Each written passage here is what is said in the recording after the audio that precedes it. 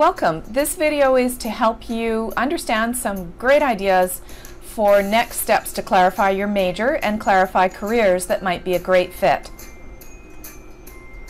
Some first steps include reflecting on and identifying what you value, and that can be as simple as something that's a hobby for you. And then also recalling some past proud moments in your life. When did you feel a huge sense of accomplishment? And then also the next step could be to assess your skills, work values, interests, and personality, because all of those are factors in finding a career. Here at UBC Okanagan, we consider the steps to really start with knowing yourself, then going on to exploring some options and identifying some facts and information out there in the labor market, then focusing your action plan on several top ideas for your career, and then connecting, interviewing, getting involved to assess whether you really do like those ideas. So for the know yourself part, think about statements of pride. When was there a great achievement in your past? Could you think of a competition that you were involved in, or something that you organized, for example, a big family event, where you really felt you made a difference in a way that kind of went with your style? Another step is to assess your skills.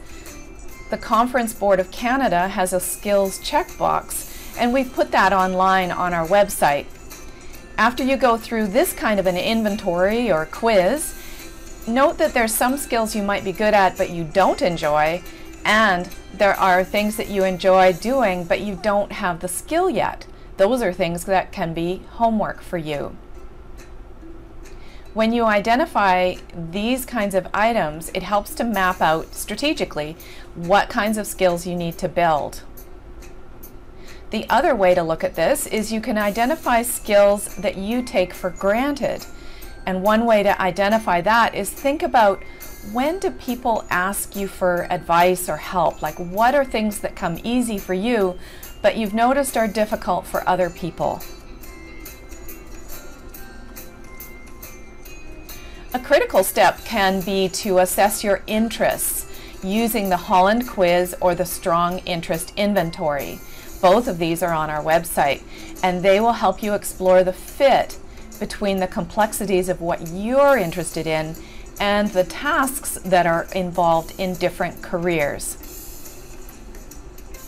Just as a brief introduction to the Strong Interest Inventory, this chart shows how it's organized into 6 different areas, and each of us are going to have some interest in maybe 2 or 3 or more of these areas, but what it's good at measuring is which are the big areas for you, and then comparing those with real people in real occupations.